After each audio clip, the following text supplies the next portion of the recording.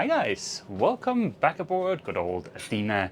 In this week's video we'll adhere to the saying, when in Rome, and by that I mean we'll embrace the American idea of hooking up your boat to city water so you never have to fill your water tank again. It's something I have never seen outside of the US. But if you're a full-time liveaboard and you've got a small water tank like we do, I think ours is 140 liters, 37 gallons, something like that. We actually have to refill our water tank twice a week, roughly, if we're not conserving water.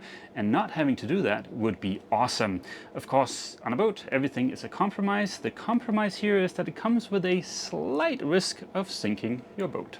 If you're new here, we're Ava and Mess. I spent 7 years on a somewhat extensive refit of our 1987 Trident Warrior sailboat named Athena. It was an oh glorious sanding extravaganza. We left Denmark and started cruising full-time, sailing down Europe's west coast, and then we had our biggest adventure yet, crossing the Atlantic. Now we're sanding and sailing our way around the world. We're making good progress in settling in here in Florida.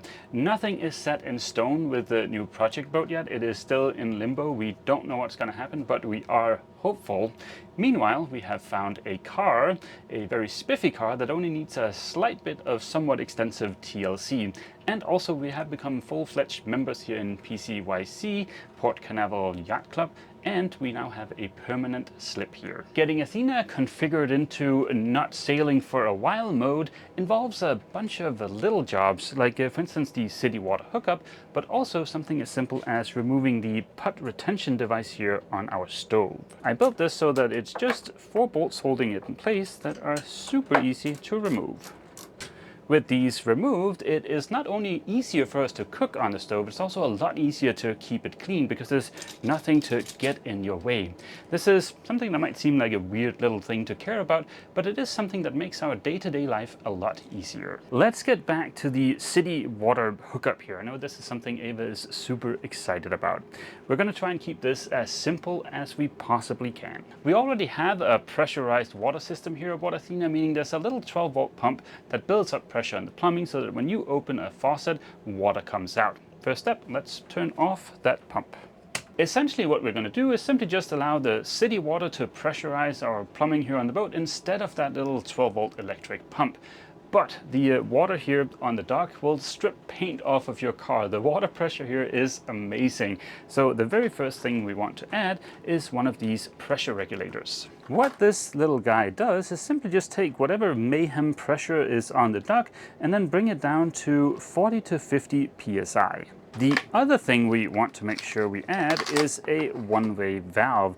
That way, when at some point we untie from the dock and go away and turn on the pressurized water on the boat, we don't just pump the entire contents of our tank overboard. Once all of this is installed in the boat, this back part here is going to be very difficult to show you. So yeah, this is what it's going to look like once it's installed. The water hose is going to connect to here. We have a 90-degree there just to make sure it doesn't get too wide to actually fit in the cockpit combing. Then we have our one-way valve and a hose bar, and then down to a T where we're going to tee into the existing plumbing in the boat. The danger to doing something like this is, of course, what happens if your boat is hooked up to city water, the water is on, you've left the boat, and something becomes undone or bursts inside of the boat, meaning your boat slowly starts filling with water. I can think of 3 good ways to prevent this catastrophe. The first one, which is the one I think would be the most exciting and most fun one to implement, would be to add a motorized ball valve to that pile of fittings and then a float switch in your bilge. That means once the water starts rising in the bilge, well then the motorized ball valve shuts off the water, meaning no sinking. The second option would be to make sure that your bilge pumps aboard the boat can keep up with the flow from the city water if something was to burst. And then finally, the third option, which is also the most simple option, is simply just to make absolutely sure you turn off the water on the dock whenever you leave the boat for more than a few hours. I was unable to find a good quality motorized ball valve that I could get here in time, and also we just want to keep this a little bit simple. So yeah, we're going to be going for the 2 of the latter options in that list, meaning we'll turn off the water whenever we leave the boat, But in case we forget and in case something bursts, then our 4,000 gallons per hour emergency bilge pump should be able to keep up with the flow from the city water. I unfortunately threw out my my back working on the spiffy-mobil, removing the dash. So we'll have my lovely assistant Ava do the actual work for hooking up this guy. Ta-da! Ava? Hello? Okay, and we think the best place for installing all these fittings is going to be on the outside of the cockpit coaming here, but to get in there to see if it is really a good spot, we have to empty out our cockpit locker. As annoying as it is to have a back that's acting up, in this case, it's a pretty sweet deal. Ava has retrieved all of the little bits and pieces out of our cockpit locker. There's a bunch of lines over there we want to keep. We need to sort through this. That's all emergency water. We can just dump in the tank and drink. And then this is all stuff that's gonna get tossed. I think this is officially the first hole Ava is drilling in Athena ever.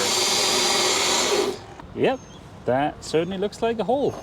I found some number 6 screws that we're going to use to attach this guy to the boat. I learned the hard way that whenever you want to use screws like this in fiberglass, it is a really good idea to pre-drill. And the drill should be roughly the size of the shank of the screw. If you don't do that, then there is an overwhelming chance that the screw is gonna snap and you're gonna be in for a life of misery. It started pouring down rain yesterday, so we got kind of interrupted. We did get all the fittings hooked up there. Nothing is permanently installed yet, but we did get the water hooked up. We ended up having to remove the shower doohickey here just to get access to the back of the cockpit coaming there, but yeah, that's not too horrible. This is going to be easy to reinstall. The pressurized water pump is turned off on our panel here, but if we go to the faucet, we still have water. In fact, we have almost unlimited water now. One thing we might want to do is to top off our tank and add some kind of water preservative to it to make sure the water that's in there doesn't go bad. Because as you can see here, our water tank sits at 50%. It's done that since last night. Because when the water's hooked up in the way it is here, we're not filling the tank to use the water, we're just letting the water in the tank sit. I had a fun experience last night when I went to grab a shower. I turned on the shower and within a few seconds my brain went, uh-oh, something is wrong, because the pressurized water pump didn't kick on when I turned on the water, and my initial thought was, oh no, the water pump is dead. But of course the water pump is not supposed to come on when the water is hooked up the way it is now. So yeah, it's just funny how on a boat you get used to all the little noises and sounds, and whenever something is missing or not the way it usually is, it immediately raises a red flag. My bag was slowly starting to feel better, so I threw caution to the wind and got our new water hookup fitting installed, as well as reinstalled our cockpit shower before moving on to our next tiny project. Around 6 months ago down in Trinidad, we showed you guys our new inflatable fenders, but we haven't really been near a marina for the last 6 months, so we haven't had a chance to use them, but we do now. And in between then and now, we have gotten our hands on some spiffy custom designed fender covers. Ta-da! As a quick reminder, these are Fender Tex fenders, and as I mentioned, they are inflatable.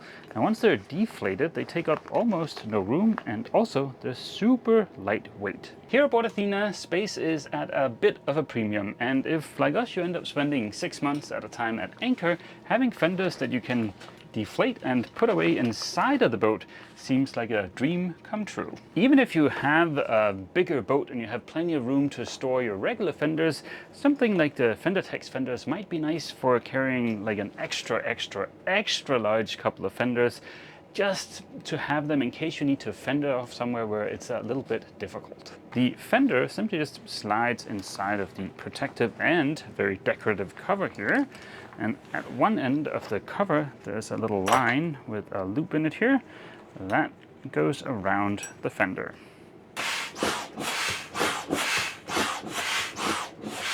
Inflating the Fender Tex fenders with a foot pump is super simple, but maybe for the next boat it would be nice to get an electric pump for the cockpit, and I know Scanstrut makes a really nice one. I'll include a link for that one down in the description. Besides protecting the fenders and also making them look a little bit more spiffy, the covers also makes it a lot easier to hang the fenders sideways in case you need to do that to fender off. But fear not, these spiffy fenders are equally spiffy in the other orientation. There's only one slight issue, and that's the fact that we don't have any line to tie onto these fenders.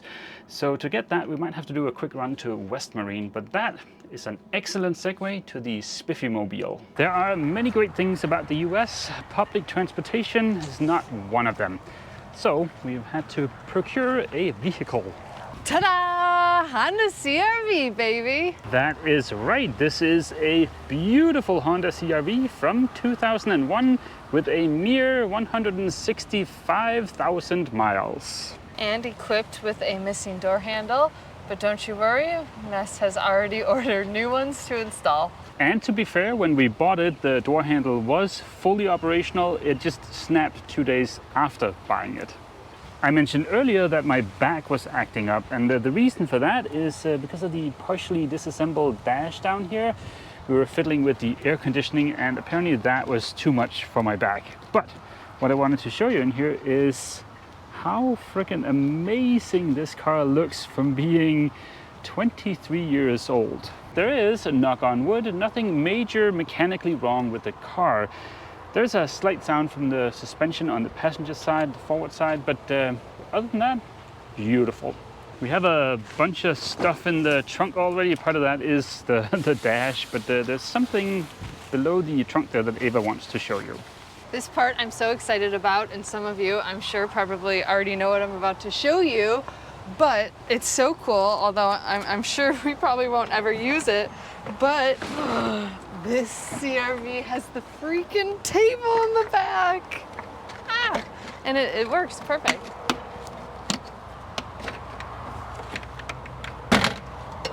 Bam, ready for a picnic.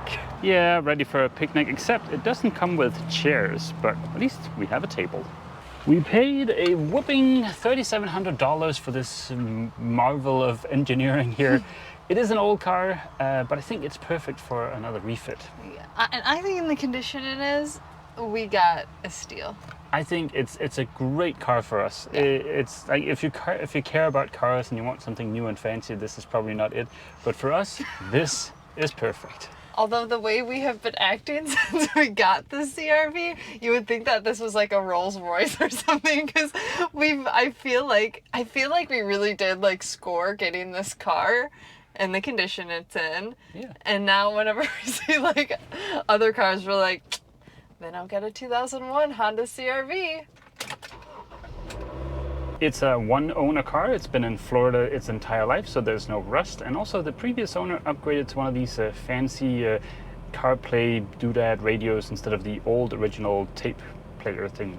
We've been starting to orient ourselves to the area, and as you know, we are staying at the Port Canaveral Yacht Club, but pretty much everything we need is on Merritt Island, which is just like a quick 10-minute drive down the A1A, and yeah, there's pretty much everything there. Home Depot, grocery stores, that's where the West Marine is, so it's really nice to have everything so close.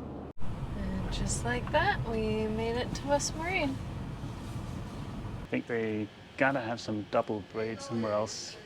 Oh, Yeah, there's like some in the those. next aisle. Okay. Really, if we could get this, but in a dark blue or black, that would have been perfect. Yeah, that'd be good. We found some in the black. Seems like it'll look a little better. Yeah. Let's go with this guy. Just get the whole spool. Whole enchilada. Back from our little excursion, we sat down under the guise of couples that splice together, stay together, and put little eye splices into our brand new double braid. And these are the results of our efforts. Some very spiffy lines for some very spiffy fenders. We're fortunate enough to be on a floating dock here, which means it's super easy for us to fender off. But in case the wind ever picks up, you can never have too many fenders. Pay absolutely no attention to all the dirt on the hull here. We're gonna clean Athena at some point in the very near future. But yeah, 2 fenders, 2 different orientations. I think they look pretty dang spiffy. Because we're on this nice floating dock, I think it makes a lot of sense to flip one of the fenders around so that they're both in the horizontal orientation. I'll include links down in the description for both the manufacturer of the FenderTex fenders and for PYI, which is where we purchased them here in the US. So yeah, both of those links will be down in the description. Next week, we're going to do a little time traveling trip and we're going to take you guys back to when Mads got to check out our new potential boat project for the first time. Yep, and spoiler alert, it may or may not be a catamaran. And on that delightful little spoiler, we'll end this week's video here. I'm so excited. Me too. So yeah, as always, feel free to leave a comment down below. And don't forget, if you've enjoyed this video, Please remember to leave a like. see you. See you. See you. See you. Okay, See you. with the See you. fancy. See you. See you. Yeah. See you. See you.